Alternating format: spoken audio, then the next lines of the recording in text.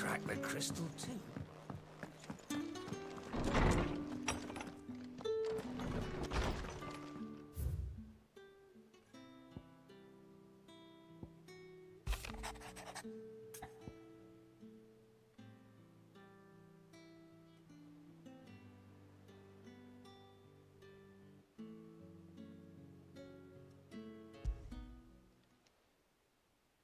Hopefully it's nothing. But I should speak to Blackthorn just in case.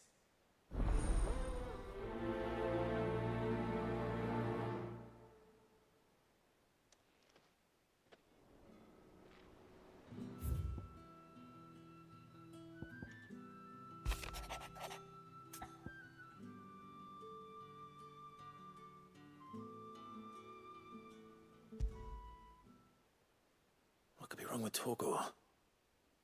He seemed well enough when I last saw him.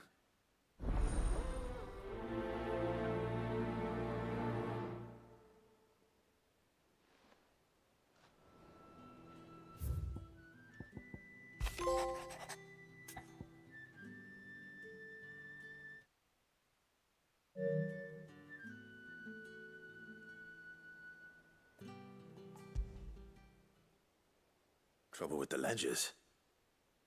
Shouldn't he be asking Otto for help?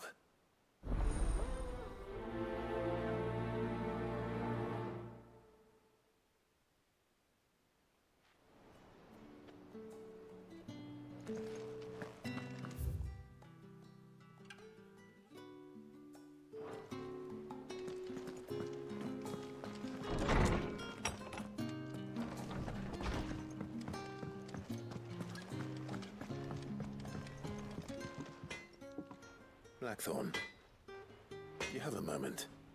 Not really, no. This won't take long. I just wanted to ask how you're getting on. August was worried about you, that you might still be doubting your craft, even after learning the trick of that cuirass. Is there something else weighing on your mind? Perhaps sharing your thoughts might help. That bastard's like a dog with a bone. Still, he's got a keen eye, I'll give him that. He's just, well, Karen showed me something. Something I've never seen before. And that was? A sword. An odd-looking thing with a single-edged blade. The metal itself wasn't anything to write home about, but fuck me. The edge on it. You could slice a man clean in two with a weapon like that, and he'd be halfway home before he even realized he'd been cut. So that's what's troubling you? No. Not troubling me exactly. More distracting. Can't stop thinking, how do you get an edge that sharp? It's driving me mad. And if you knew how to do it, we could arm the curse breakers with even better blades. That's about the size of it, yeah. I'll see what I can find out. Sharper swords are always welcome. And we can't have our master blacksmith being distracted. You're a soft touch, you know that. But I can't say I'm not grateful for it.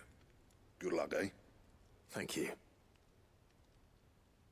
Let's see what Karen knows about this sword.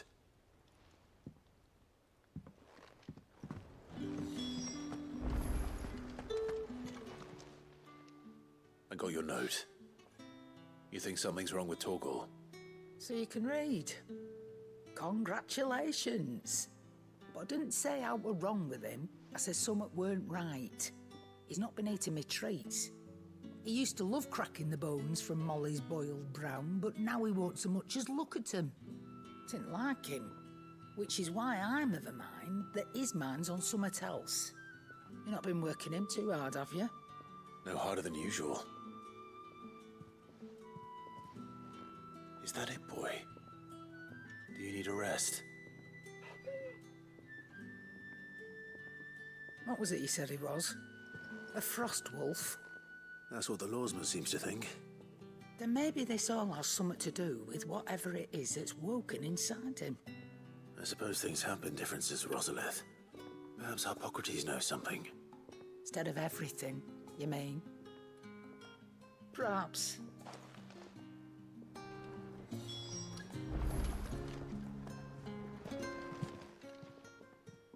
You're looking well, Karen. What do you want? Out with it. I want to know about the sword you showed Blackthorn. Single-edged and extremely sharp. Running around after him again, are you? I suppose I am, yes. But I need to help him find out how to work an edge like that. It's driving him to distraction. Little wonder, I suppose. There's not many like that make it as far as the twins, and those that do go straight into private collections. Which made it nice and easy finding a buyer. Can you tell me who bought it? Where is it now? You think I tell people who my clients are? Suppose you're not likely to go nicking him off me, are you now? Fine. If you stop mooning at me like that. Lord Ignac's the man you want. Delmecian bloke. Collects weapons and the like. And he's got more money than sense, which is why he's one of my favourite clients. Reckon he'll still be at the inn in Dalamil, where I left him. Thank you, Karen. Oh, and he's a touch eccentric, if you take my meaning. I appreciate the warning.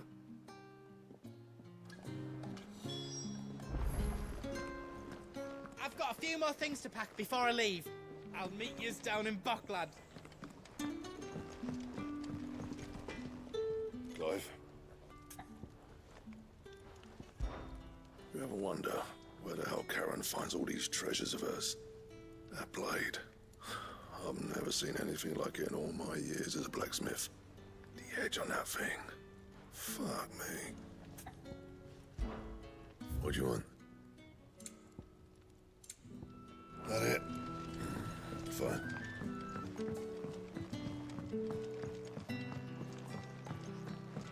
Well. Here, Sid. Reckon you might be just the man to help me out of a bit of bother, if you've a mind to. Let's hear it. Well, it's about this alembic the chief's got me making. Lovely bit of kit it is. Bung in a solution you want splitting, and it will separate it out, just like that. Problem is, it won't always get rid of all the impurities. And with some of the stuff we need it for, that ain't good enough. Which is why I've been looking for something to filter the liquid we'll be cooking off. And that's where I was hoping you could help me out. I imagine Ty could get some use out of this alembic too. Distilling medicines and the like. All right. Why not? Proper job! So what exactly do you need for this filter? Nothing but bomb ash'll do, says the chief. Gave me a sample she'd obtained from the university stores. Couldn't believe my eyes. You pour the blackest blight water through it, and it comes out clear as a mountain stream. So, I did a bit of reading about where I might be able to get hold of some. And do you know what I found out? It's only the blimmin' bones of a bomb king. They leave them behind when they die, see? I take it that's where I come in. If you wouldn't mind. I saw a billet on the hunt board for one just the other day. Would have gone myself, but, well, fighting dirty great balls of flame isn't exactly my forte. You, on the other hand... All right. I'll see what I can do. Thank you kindly. And good hunting, eh?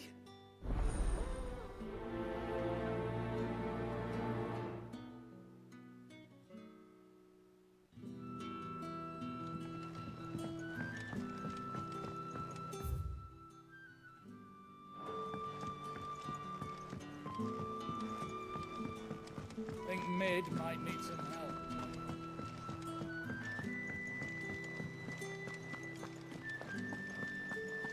When it comes to boyish charm, Goops has an indomitable rival in Gav. One is the sweet little babe in arms to be cooed over. The other, the naughty little boy who'd pull on my pigtails.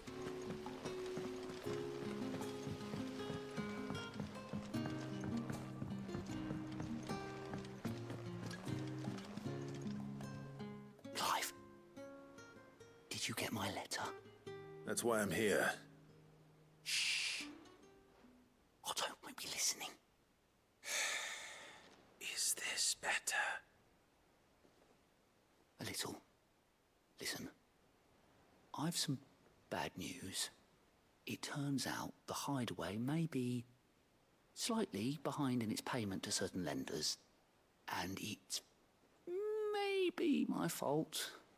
But I swear to the goddess, I thought I had the numbers square. Sadly, that square turned out to be more of a circle. 0, you might say. I can straighten it out, I swear, but it's gonna take some time, and I'm gonna need help keeping it from Otto. Bit late for that, I'd say. There you are! What a surprise! So let me get this straight. You forget to pay our lenders what they're due, and instead of coming straight to me, you get Clive to come to you. In the hope he'll dig you out of the hole you've dug for yourself. Clive, the man in charge of the place you've been cheerfully trying to bankrupt. And you thought this was a cunning plan. Why? Well, who needs paying? Oh, just Martha. And the dame. And, well, Lady Karen. But only 500 talents. We owe 3 of our most trusted friends 5 million gil. Each. 5 million each. They lent us the bulk of the money we used to rebuild the hideaway, you see, and, well, I must have made some sort of oversight. Those ledgers were my responsibility, and it was my decision to entrust them to you. This is my fault. Do we have that much to hand? I can always ask my uncle. No, we don't. And no, you won't. We've lightened Lord Rosfield's purse enough. After the king's ransom we had off him, he deserves better than to see our begging bowl.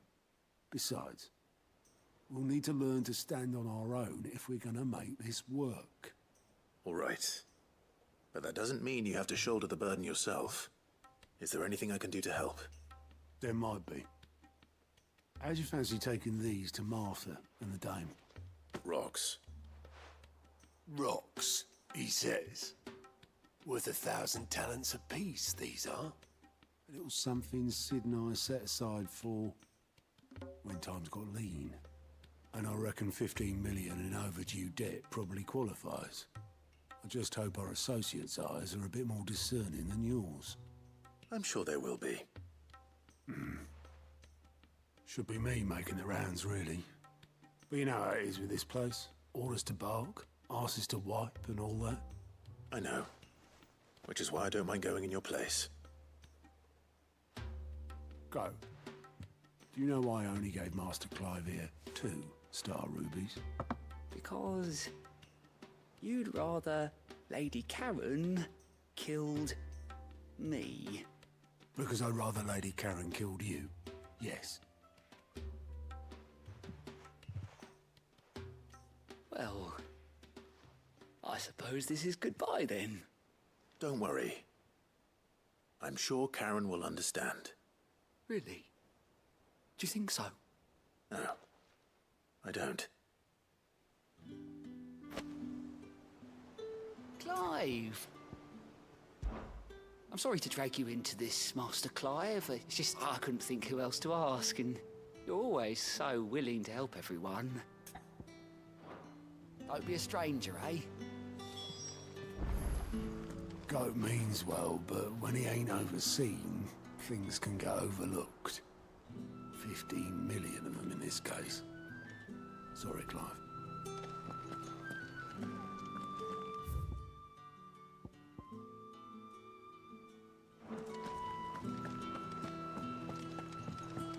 It told me she was building a ship.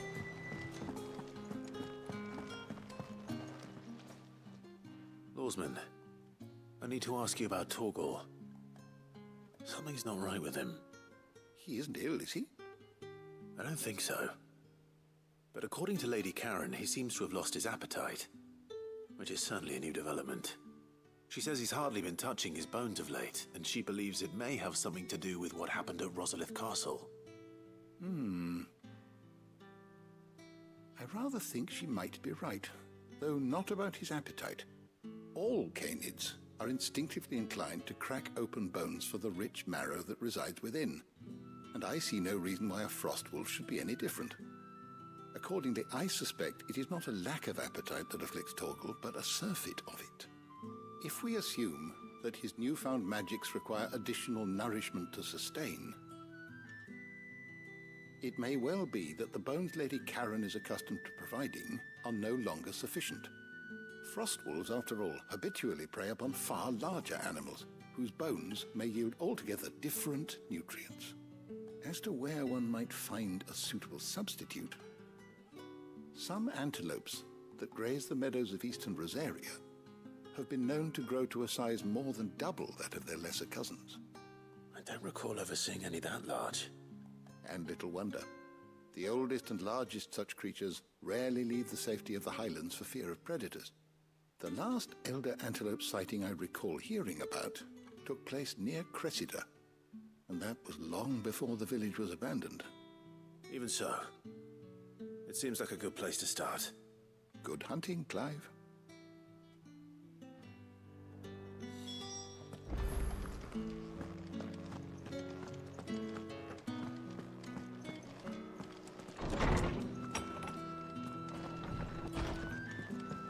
Ugh, I'm never drinking. I don't know where Sid gets the energy.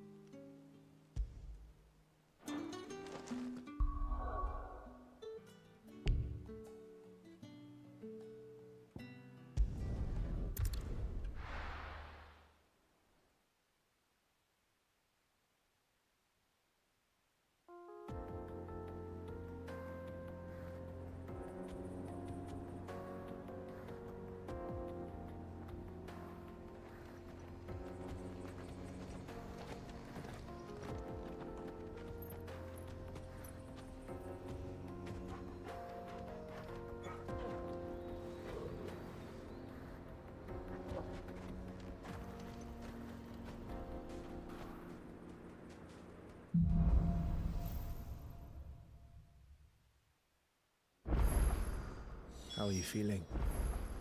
Better. Thanks to Taya. I'm glad to hear it. And Torgal helped too. Didn't you, boy?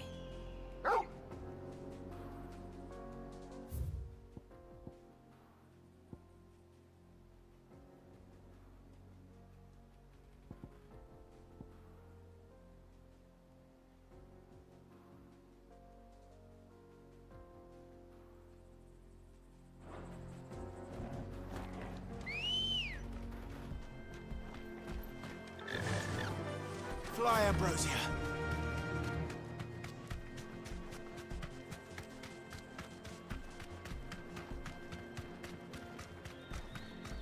This used to be a trade route for merchants crossing the Scars, till the Republic laid a new road wide enough to let wagons pass, and all official traffic moved there.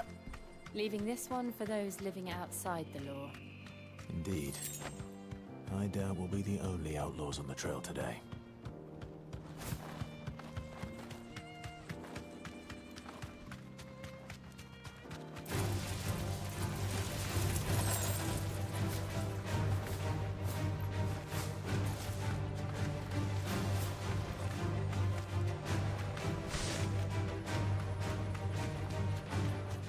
So what do you think? Straight home now. But we'd be lucky to make it out alive.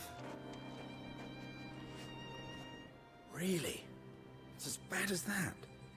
Oh, aye. There's trouble up ahead. And too much of it for us to handle. I take it there's danger on the road. Oh, what about about this fearsome-looking fellow. You think he'd be equal to the task? Well, no doubt. Assuming he's willing to hear us out. Well met, friend.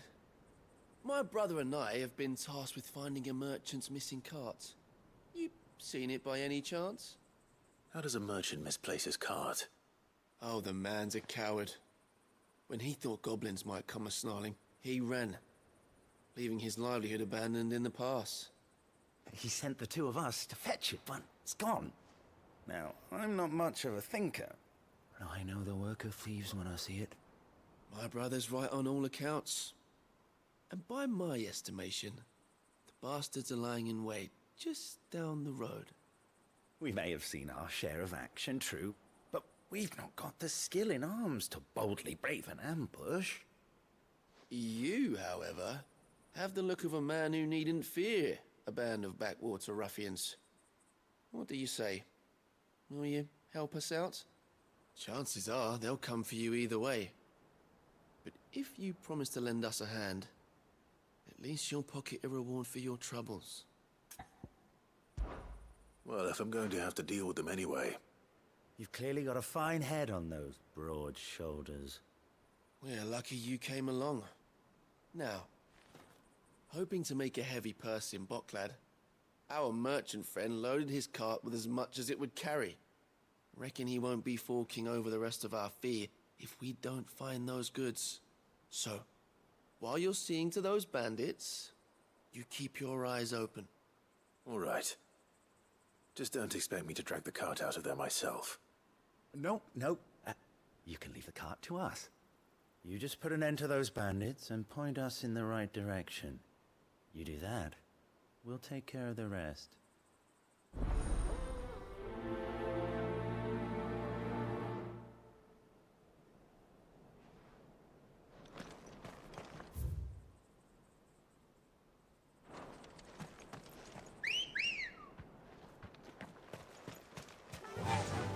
I'm not sure I trust those two.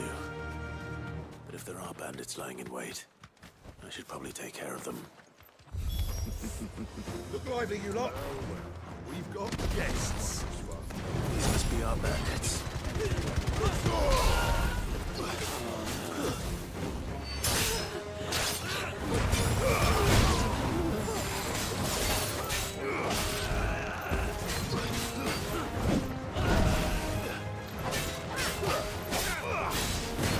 Nice try.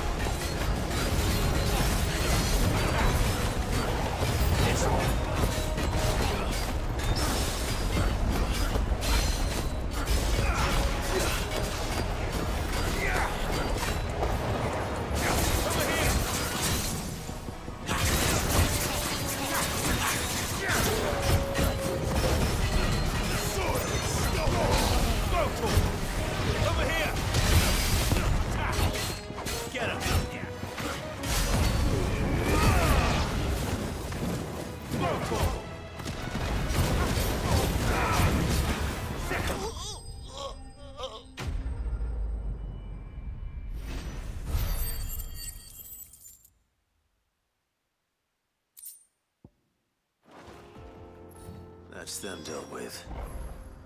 Now, where's that cart?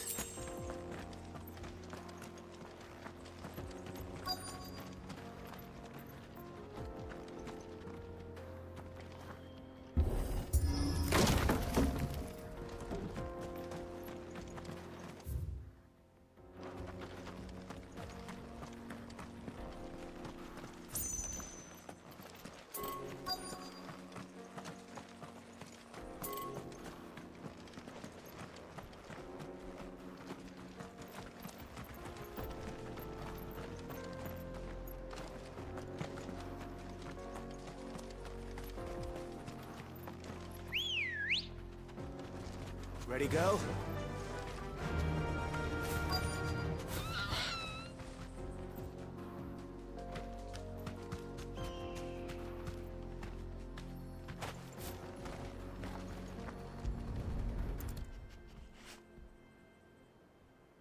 Getting all of this out of here will be a nightmare. Seems we've found ourselves the right man for the job, wouldn't you say? Found the cart and didn't leave a single bastard breathing. Our merchant friend will be delighted. And how exactly will he be getting his goods out of here? You leave that to us. After all, it'd be wrong to make such a fine warrior haul cabbages to market. You've done your part. And that's all you need to worry about. Here.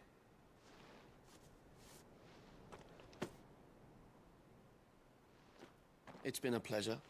Now piss off. There's no need to be so rude, brother. What if we want his help again next time?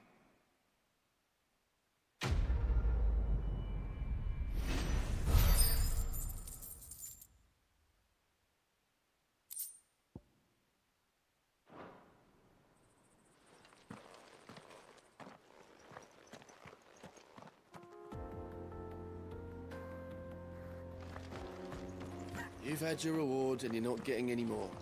Now piss off.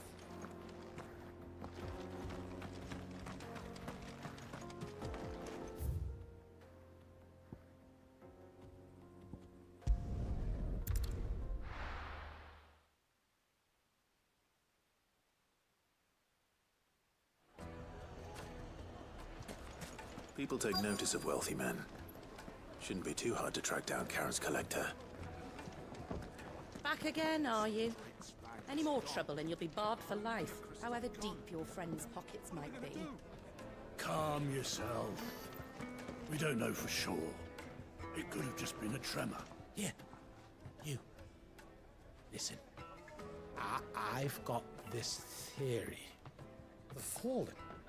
I don't think they all fell. Some of them are still living among us. You could be one of them. I could be one of them.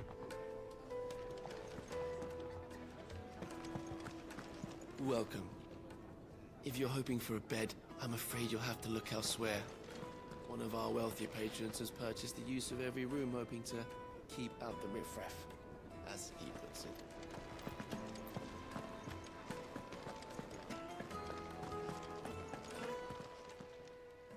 My reputation will be ruined! Ruined!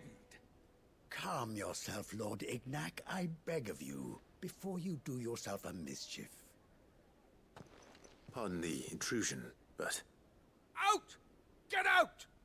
I paid for these rooms so I wouldn't be disturbed. Leave me be!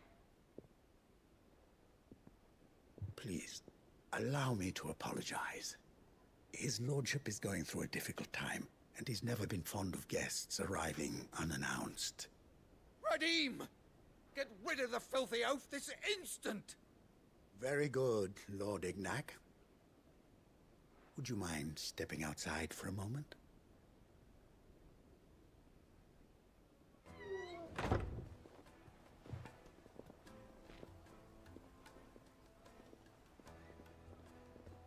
I'm sorry if I've caused you any trouble. That? Oh, no. That's just how his lordship is. Though the morning's events have left him somewhat fractious. He has been dispossessed of his luggage, you see. The thieves also made away with a considerable amount of coin. Coin the innkeeper will soon be keen to collect. I don't suppose a certain blade was among the stolen items. A single-edged sword. It was purchased from a merchant friend of mine. Ah, you know Lady Karen? Yes, I'm afraid it was. Then I'll retrieve Lord Ignac's luggage. But I have one condition. You have but to state it. You are welcome to anything that is within my power to grant. I want an audience with Lord Ignac. A few minutes should be enough. Then I'll be on my way. A condition I would be a fool to refuse. Of course, you shall have your audience. I don't don't suppose you saw where the thieves went? I did not, no.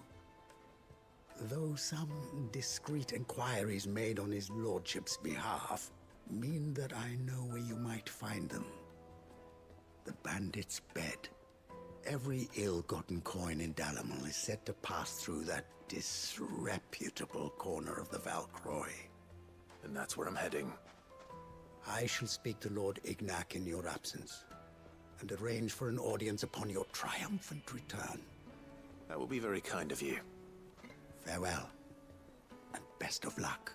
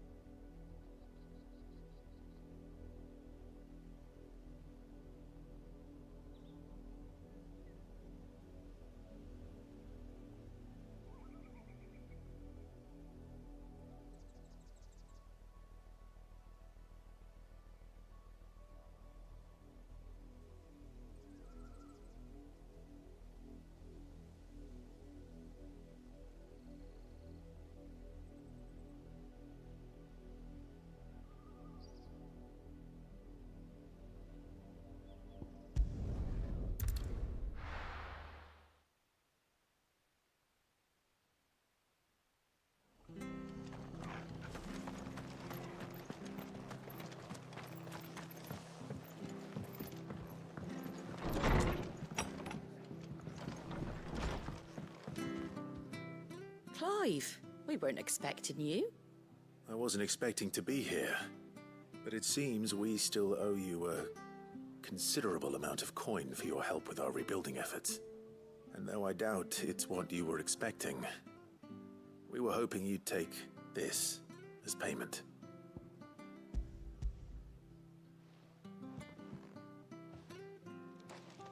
A star ruby?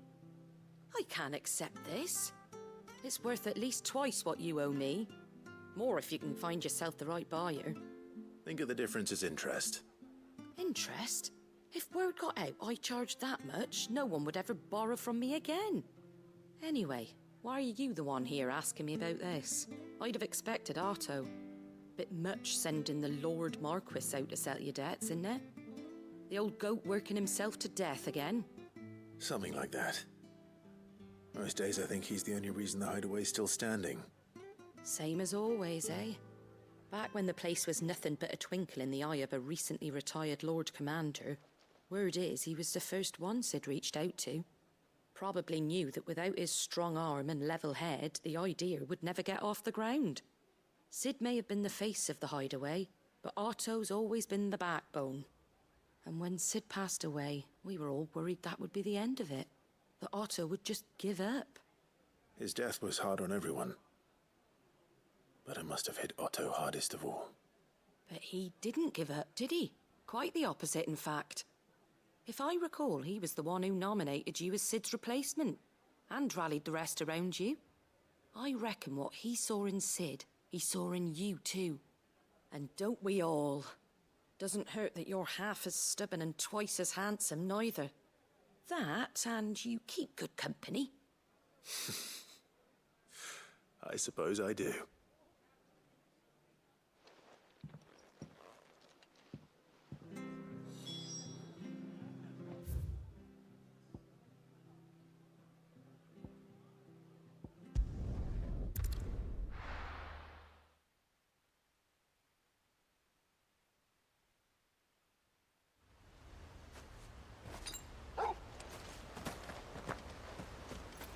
No use calling Ambrosia now.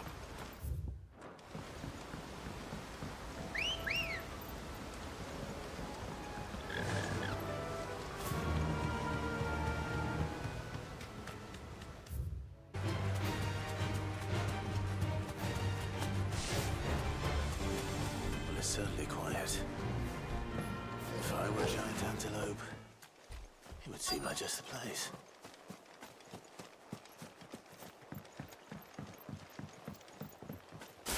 I doubt we'll find one bigger than that. Hungry, Torgal?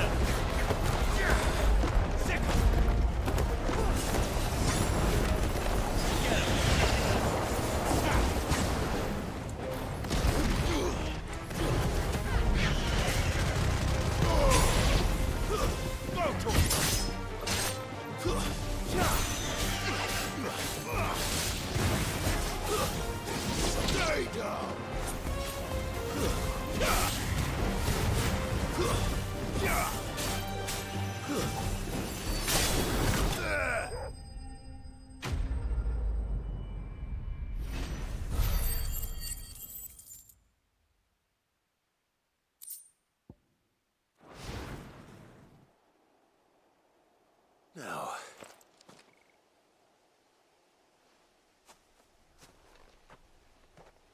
will it be enough, I wonder?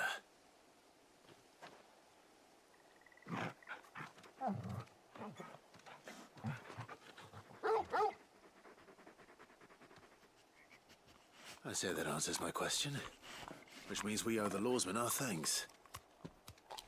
You're just a big puppy, aren't you? A very big puppy.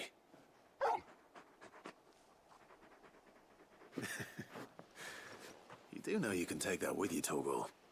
Lady Karen will be relieved to hear you've got your appetite back. Come on, boy.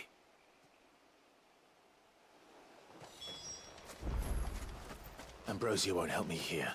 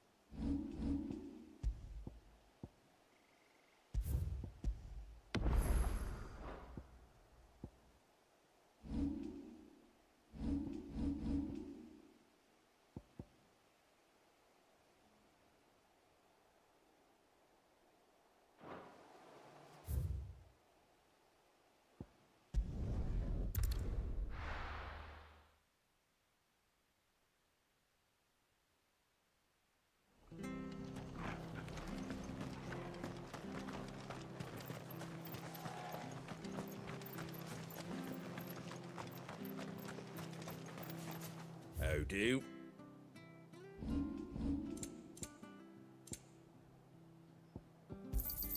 Thanks very much.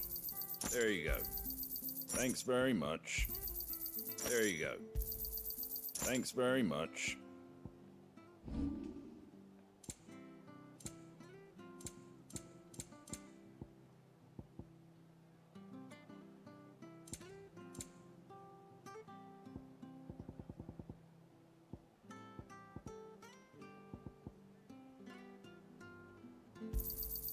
A fair trade.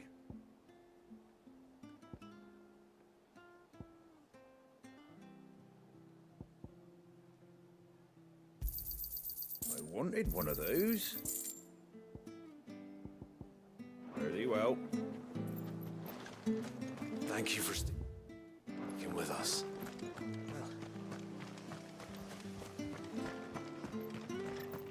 Stay sharp.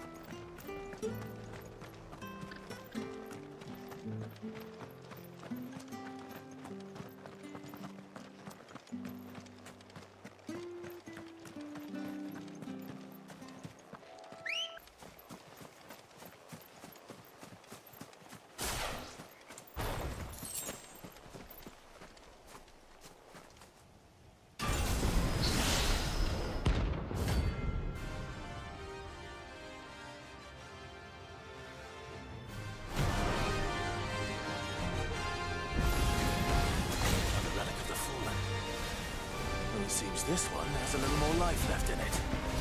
All right then. Slow.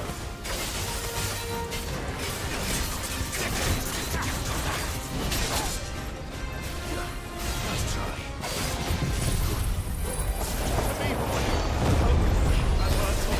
This one.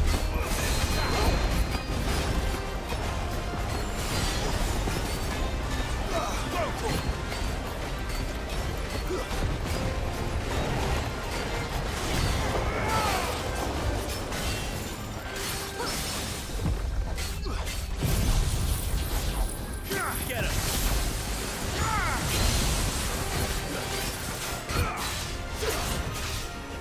Help me, boy. Over here!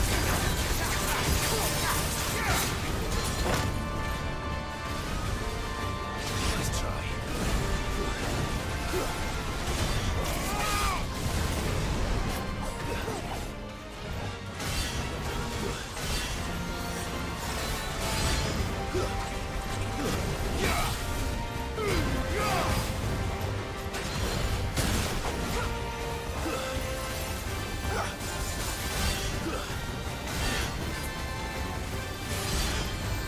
Over here!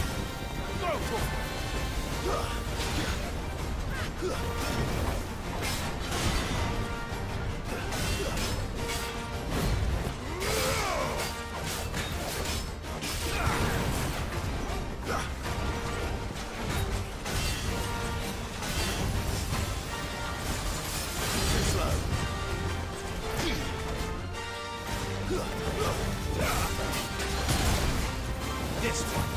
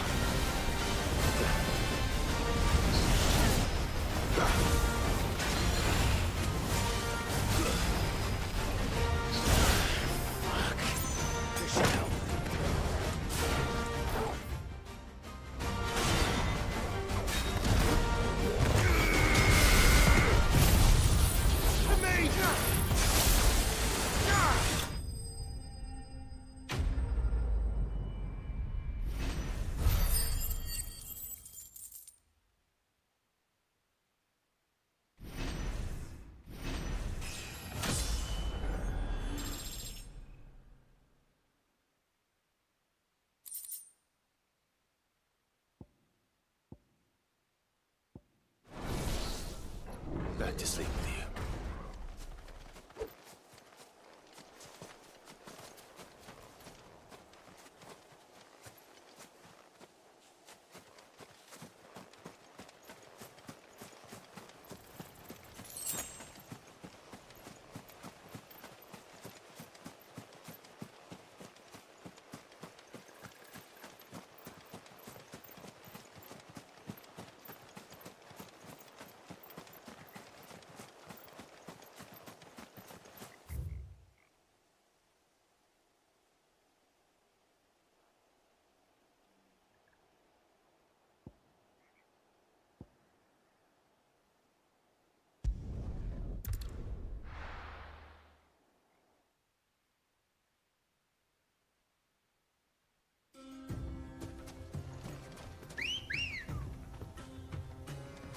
Let's go.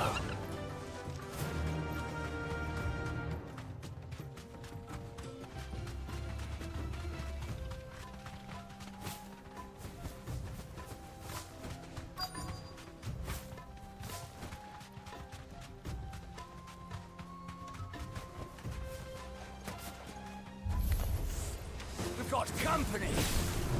Come on, lads, let's tear the bastard's head off! Slow.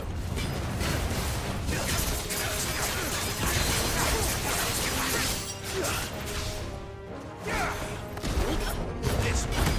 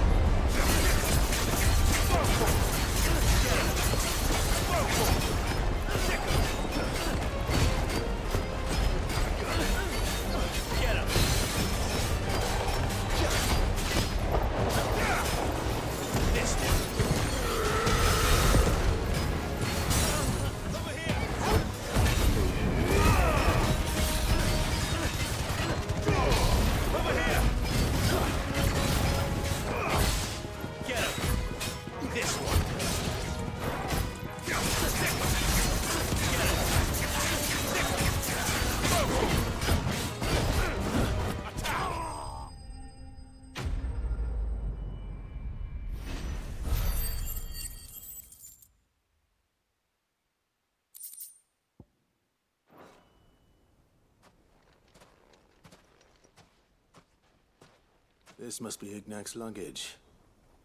Nothing seems to be damaged. All right. Let's get it back to Delamil.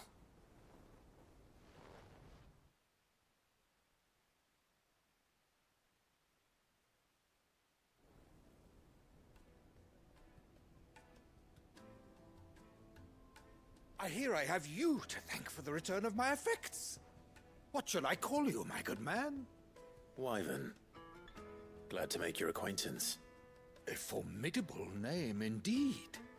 Well, Wyvern, I appear to be in your debt. Redeem here tells me you wished for an audience. Is that all? A few moments of your time should suffice, yes.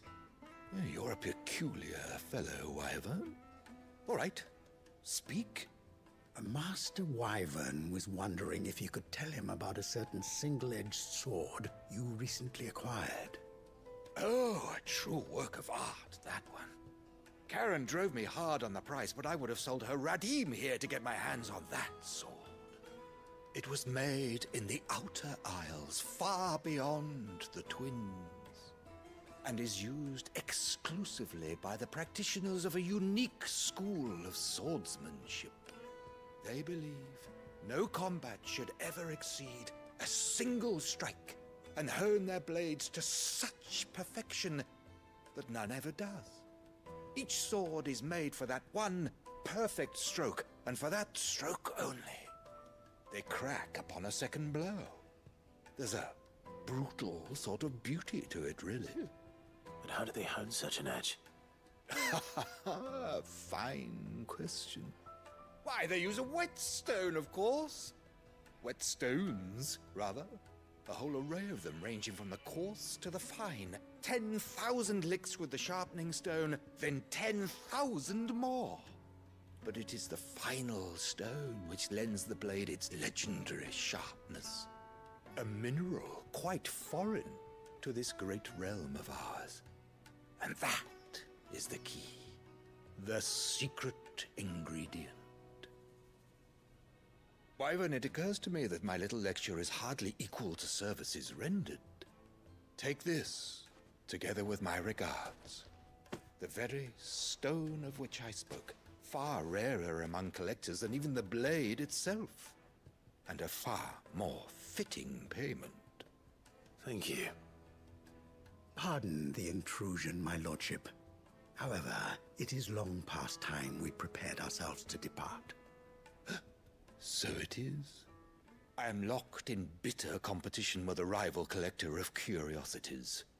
I am one step ahead of the unscrupulous scoundrel, but he is hard at my heels. And there are many other collectors out there. Too many to count, but only one do I consider my nemesis. Lord Byron Rosfield. man is a perennial thorn in my side. I can imagine. Farewell, Wyvern. May our paths cross again. Radim, we mustn't dawdle.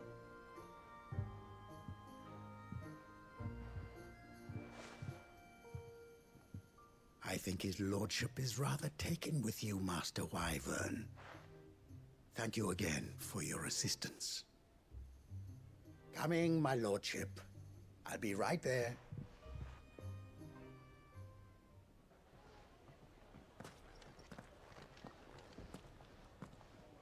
Trust Uncle Byron to find such an interesting rival. Now, let's see what Blackthorn makes of this whetstone, shall we?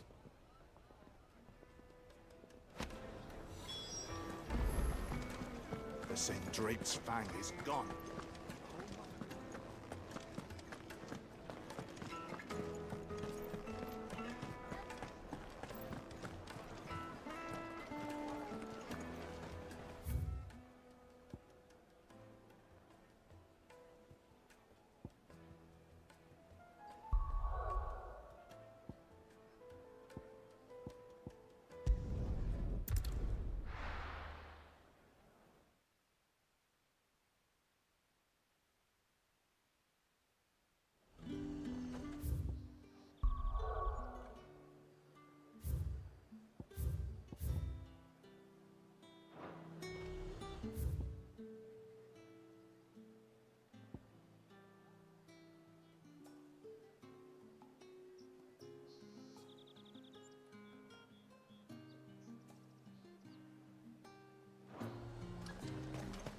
There's talk that the Glassgate flood has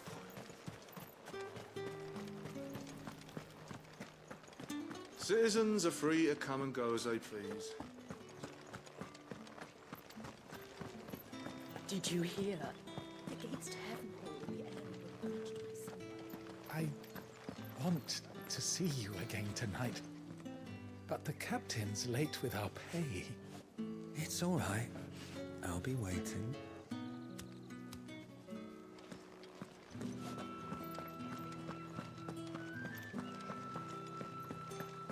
Time was there were great coin sacks swinging from every belt in town.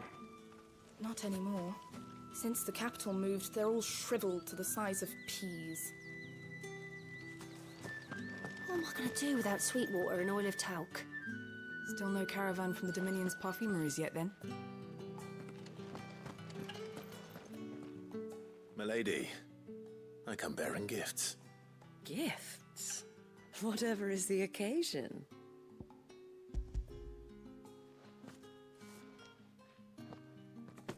Oh my. Clive, you really have outdone yourself. Otto asked me to give it to you. To settle the Hideaway's debt with the Veil. And to compensate you for the time it took us to do so. You disappoint me, Clive. I thought you might finally be warming to me. Tell Otto he can keep his baubles. I tried to tell him as much the first time around.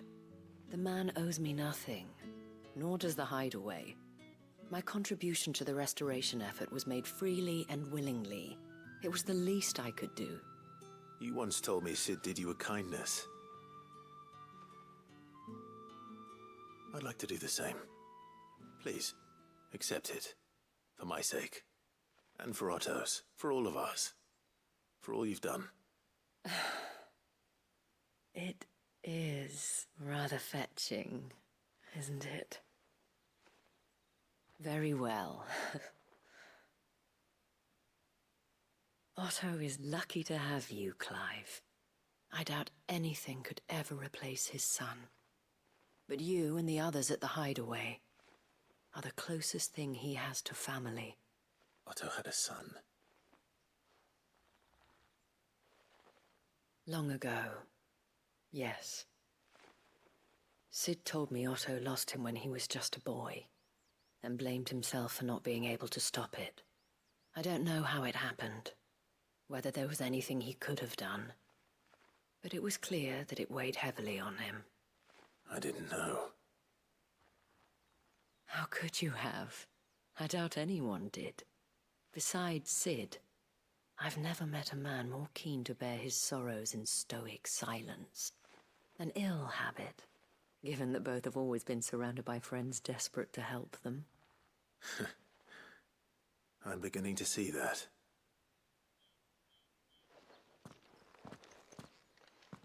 Gob will want to know the stones were delivered, if he's still with us.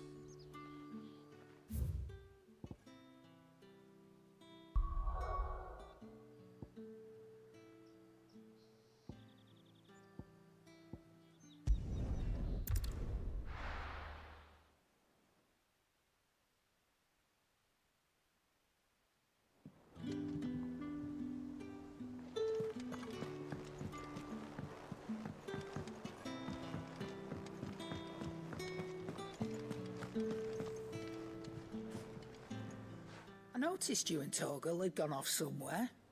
Take him for a walk, did you? You could say that.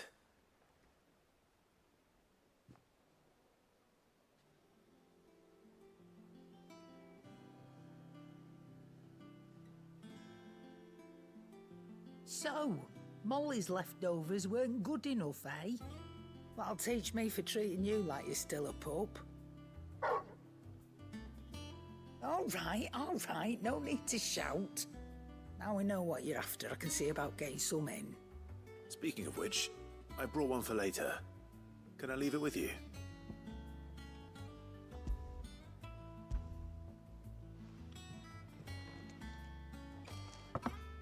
You can, aye. I'm nice like that. In return, you can thank Tomes for me. The bloody know-it-all. I was just on my way to see him.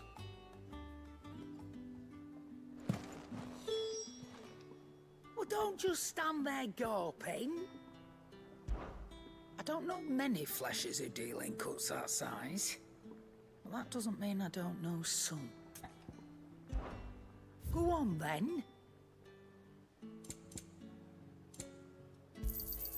It'd better all be here. You'll not find a better price than that. It'd better all be here.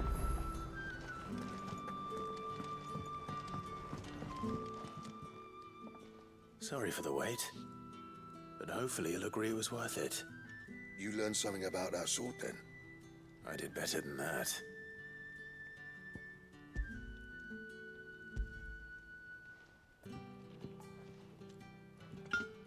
A whetstone? Yes. But not one you'll find anywhere in Valisthea.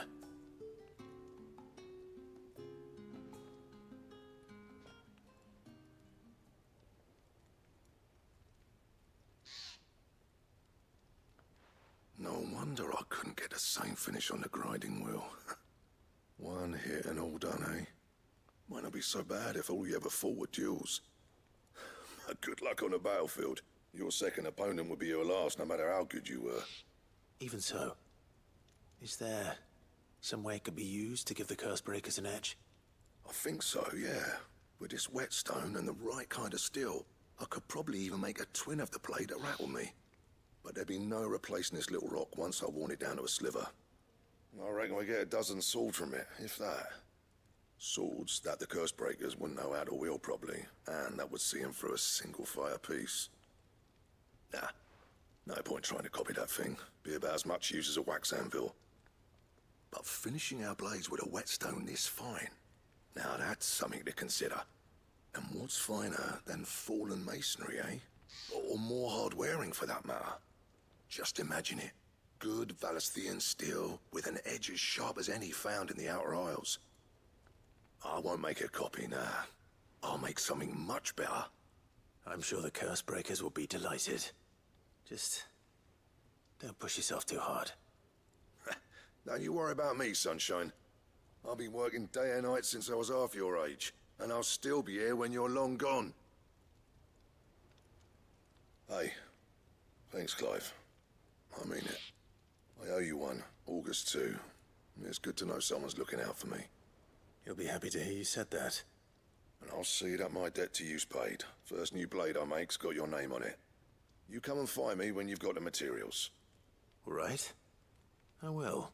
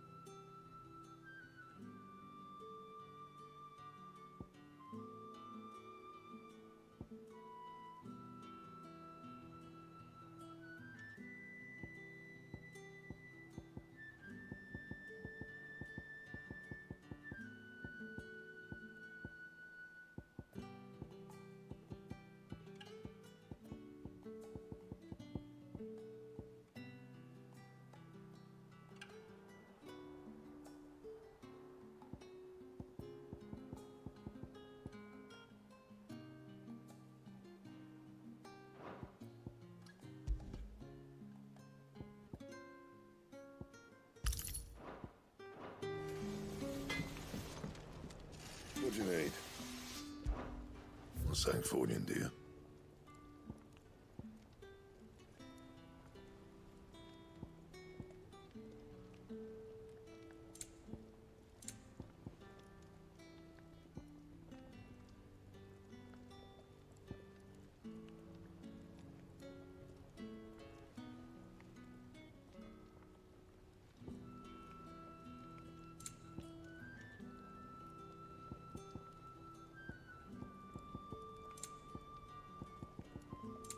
And?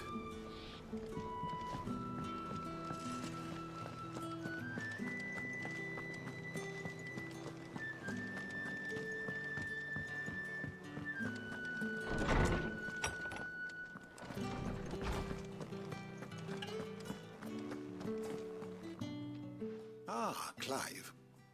Were you able to locate your quarry? We were indeed, Lawsman. You pointed us in exactly the right direction. And Torgal's been a very happy hound ever since. Very good, very good. Lady Karen sends her thanks, by the way, for your part in solving the mystery. Ah. But that reminds me. After your last visit, I found myself pondering Torgal's talents. Do you recall our conversation concerning Lady Jill's role in Torgal's transformation? About how she somehow woke the power within him. Precisely that. A reasonable conclusion, I thought, but one which raised certain questions in my mind. You see, the Fenrir of legend served Shiva and Shiva alone, and while the powers attributed to him are certainly impressive, the records imply they are somewhat different in nature to those you described Torgal as having used. What are you suggesting? That Torgal may be the beneficiary of more than one icon's power. Consider that in addition to Lady Jill, he has served as a loyal companion to you, your brother, and even the late Cid. In short, the icons hitherto near at hand, or should I say at paw, have been diverse and plenty, and that number has only grown as the realm's dominance have fallen to your sword. One can but speculate as to how all of this has affected Torgal. He has seemed more fierce of late. And if I am not mistaken, he will grow fiercer still. We are fortunate indeed to be able to count him amongst our allies and not our adversaries. Oh, he's more than an ally. He's a friend.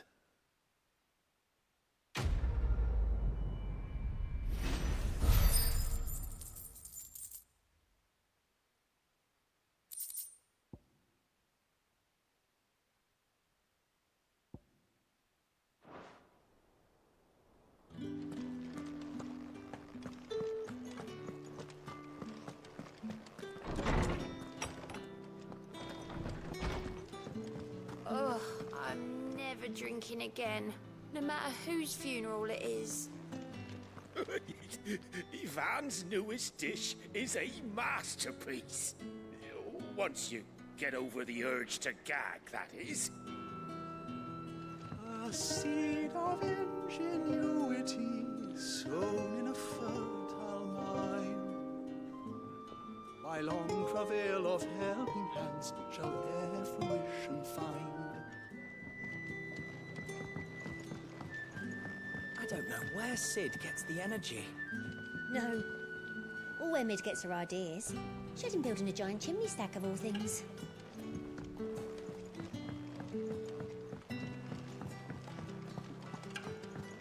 Mid told me she was building a ship. Really? That's a ship? Let's sail it round the lake.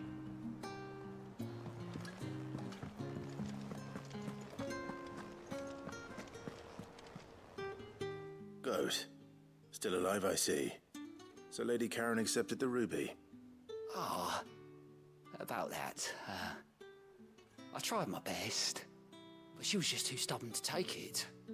She threw it right back in my face, in fact, and told me I could stick my stupid stone where the sun don't shine. Karen refused payment.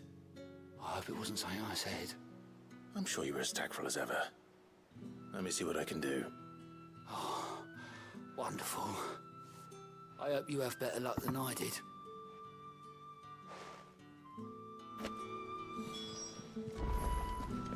In case you've forgotten, Twinside's under siege. So don't be surprised if they're picky about who they let in.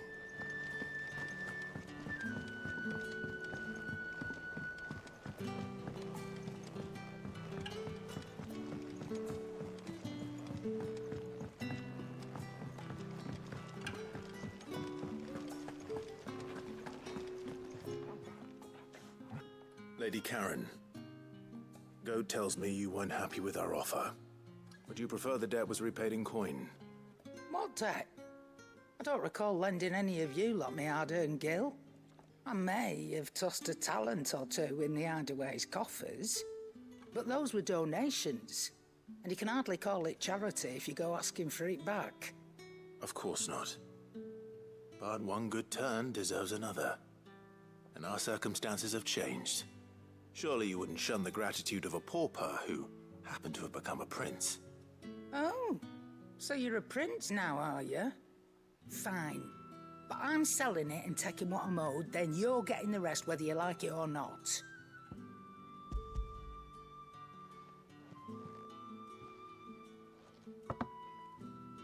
Where'd you even get this? A decent trader might nab 1,000 talents for a star ruby. A canny one, meanwhile, might claim it were nicked from the belt of Sid the Outlaw himself and ask twice as much. Might be I already have a buyer in mind. Might be you even know her. A fine continental maid whose beauty's only eclipsed by a guile in commerce. You wouldn't mind, would you? Not at all. Just be sure to tell her that it's always a pleasure doing business.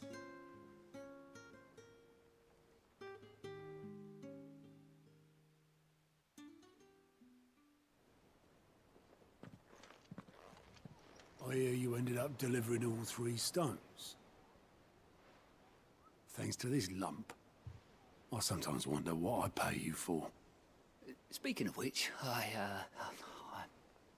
I still haven't been paid last month's wages. Oh, so you remember what's owed to you then? Get your ass behind that disc of yours and don't get up before those ledgers are square. Right away.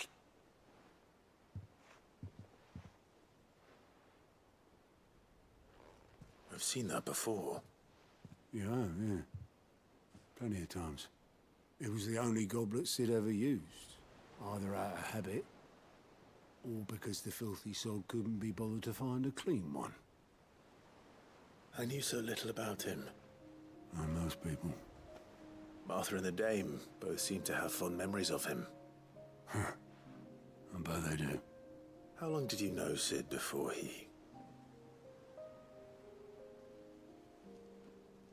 Before he died. 20 summers, give or take. Back in the day, I was a purser on a trade ship, which is where I met him. He bought passage to, I forget where. But having nothing better to do on the long nights, we set up drinking island rum till the morning bell dragged me back to my duties. Quit my post not long after that, on account of making a fine maiden's belly fat. But me and Sid stayed close, promising we'd one day sail the seas again. That was before fate stepped in and said she was having none of it. The magic woke inside my son soon after his first name day, and there was no hiding his knack. Couldn't you and your family have? My family were the ones who summoned the constable, wanted the monster taken away. I couldn't turn my back on him, forget what I felt, and I couldn't for the life of me understand how they could. Luckily,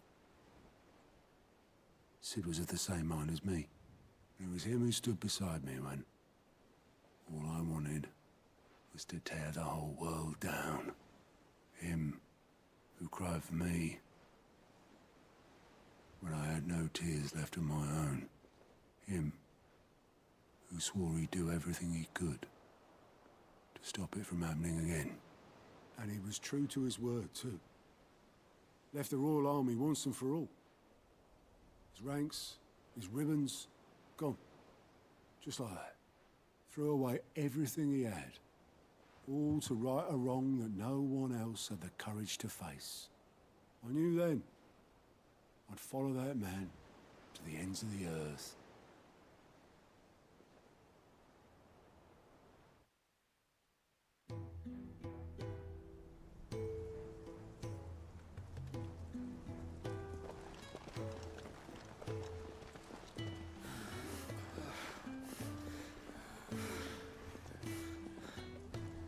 He was always too clever for his own good, was Sid.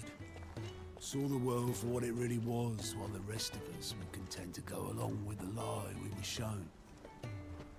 And it can't have been easy, bearing that burden alone.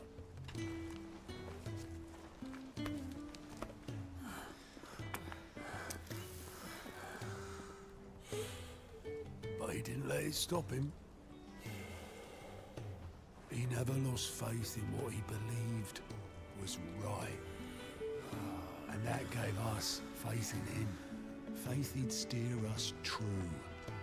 So I swore to myself that I'd always be right behind him, ready to catch the stubborn sod, if ever he should fall.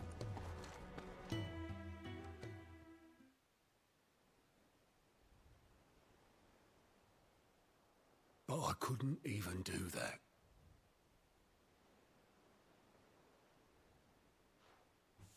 Ignore me. Just the ramblings of a tired old man. Leave that lot. I'll tidy it up in a bit.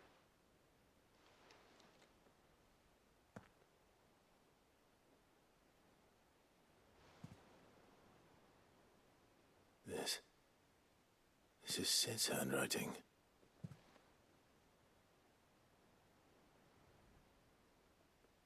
Dear Otto. I may be drunk, but I wanted you to know this place would be fucked without you. Love you, you grumpy old sod.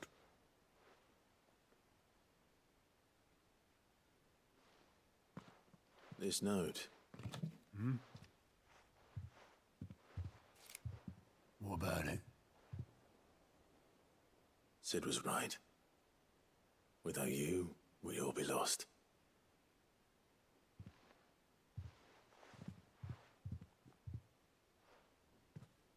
He should have bloody well said so then. Just once. Before he went. But then, why would he? Him, or anyone? I'd only have told him to piss off.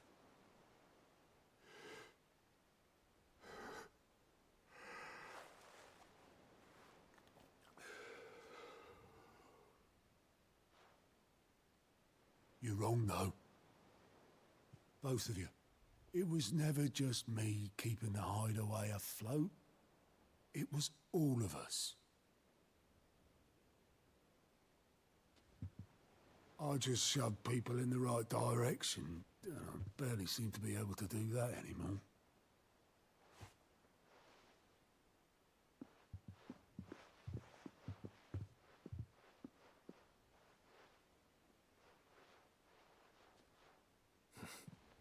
Would you rather goat were at the helm? Well, maybe I've got a few more years left in me. I'm going to hold you to that, Otto. Before you go, Sid would have wanted you to have this. But that's...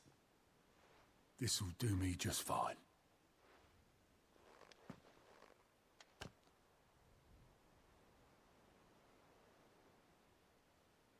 Thanks for the ray of sunshine. I'll see if I can't pay you back. Already have.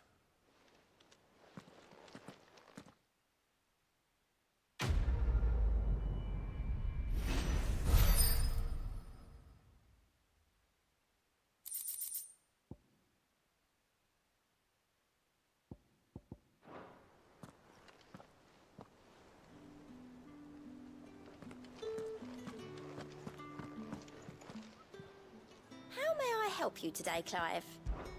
Come to claim your just desserts? You earned this. All done?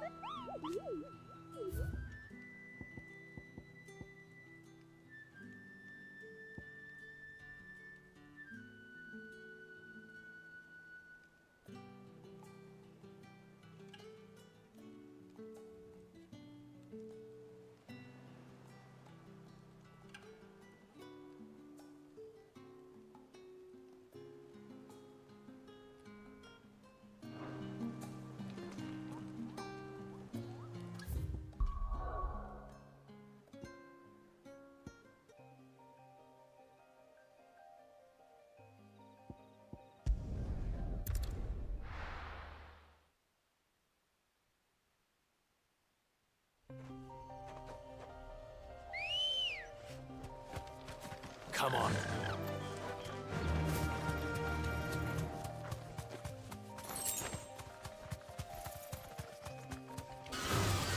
Time to fight.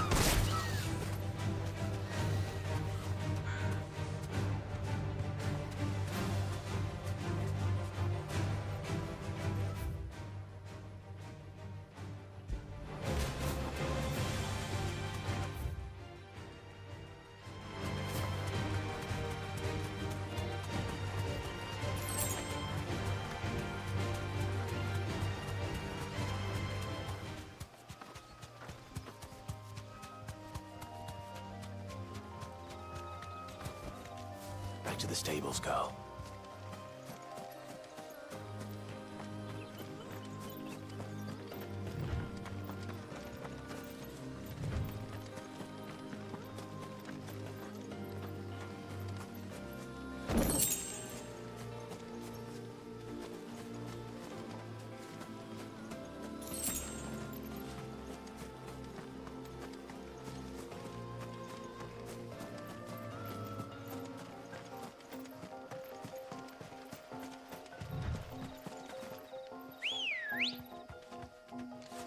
Ready, go?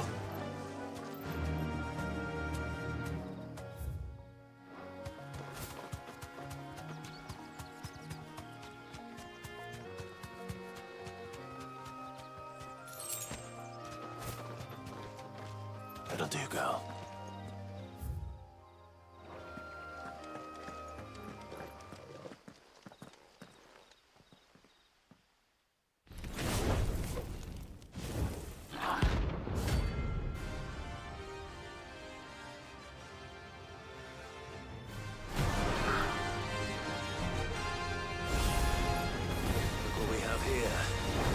Greetings, Your Majesty.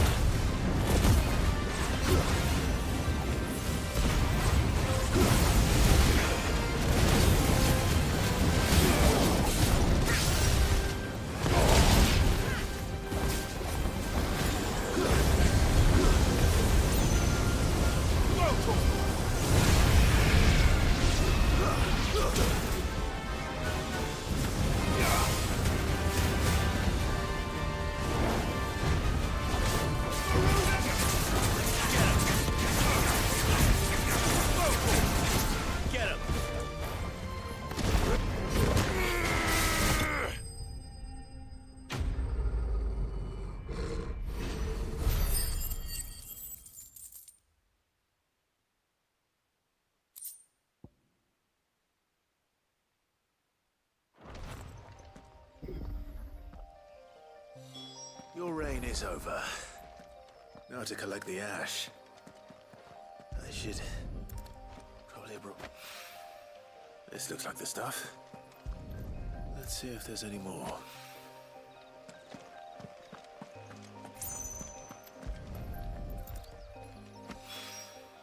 That should do it. If Hawaii needs more than this, he can fetch it himself.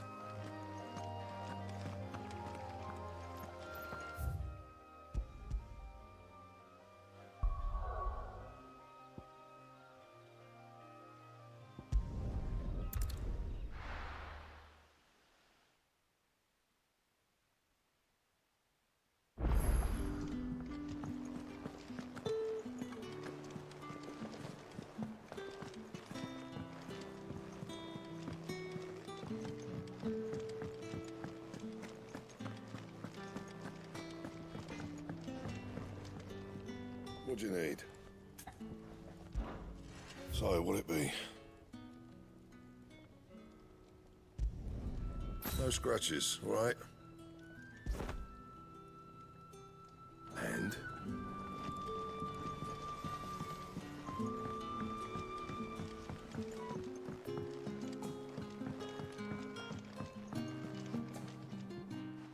right there, Sid?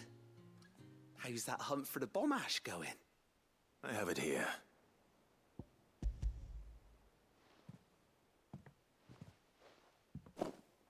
That's the stuff. And plenty of it, too. Enough to keep the alembic bubbling away for a good old while. You're a gent, Sid. Let nothing say otherwise. Right then, let's get this contraption up and running.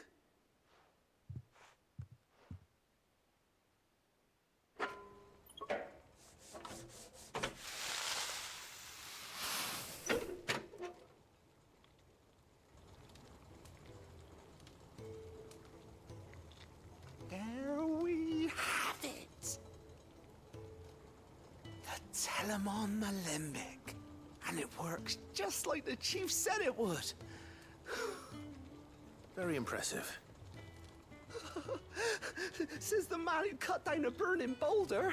Speaking of which, I still haven't returned the favor. There's no need. The good it will do for the hideaway is reward enough.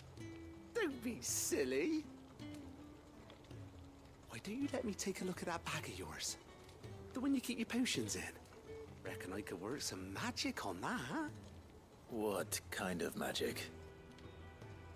Well, we happen to have isolated a substance in our test run of the alembic that I reckon will make even the toughest leather supple as anything.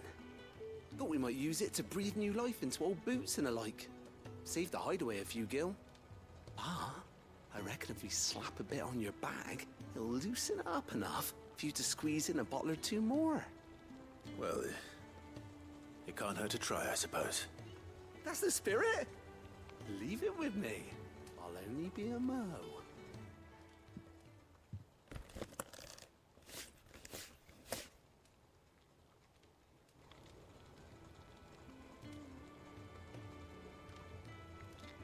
Well, what do you reckon? It certainly feels more flexible. Right? Told you. Thank you. I think. No. Thank you for supporting Mid and the rest of us in our endeavors. Without you, we'd never have been able to discover wonders like that stuff I rubbed on your bag. And I'm telling you, there's plenty more where that came from.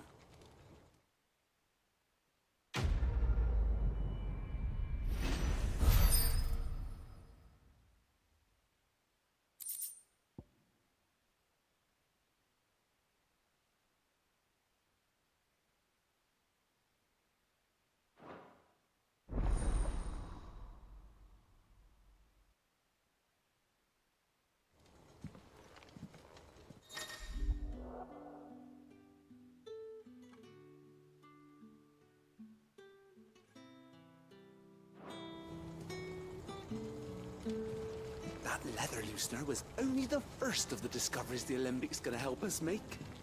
Just you wait, Sid. Just you wait.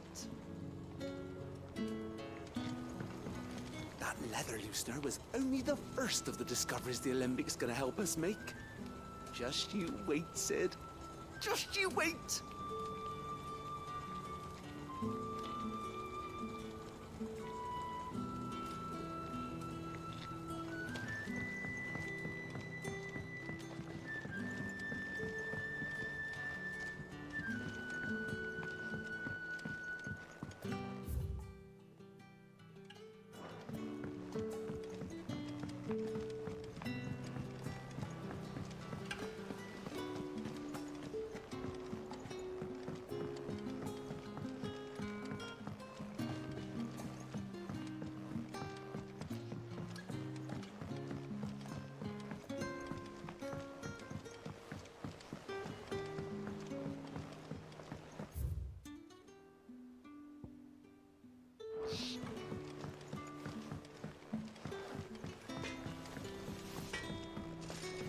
He cracked the crystal too? You're joking.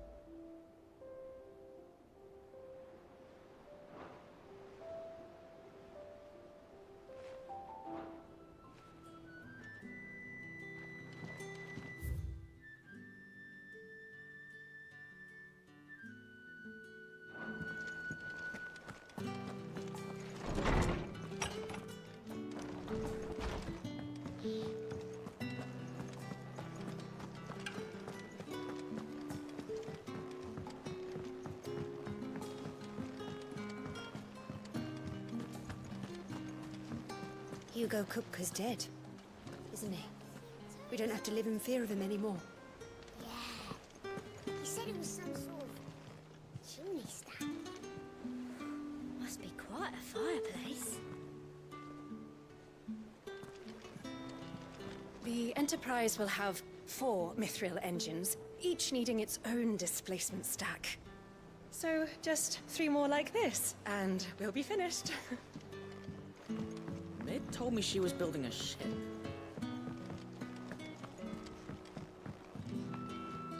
Here for another of my lectures.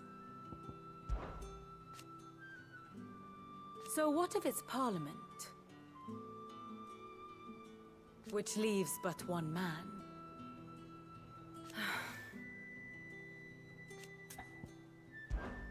Allow me to educate you. Study it well, Clive.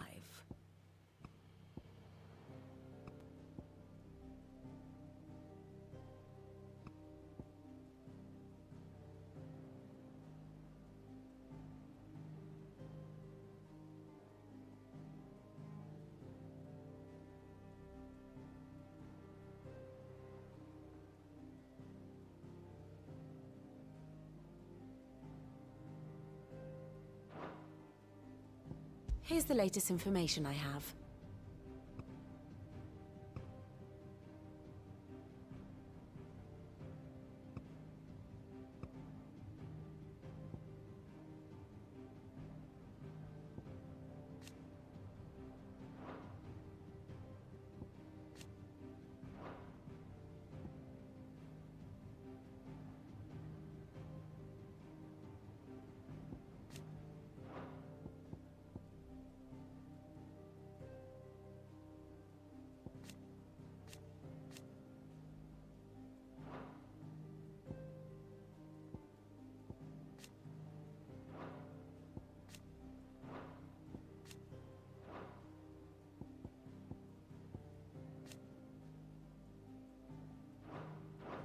Thus ends today's lesson.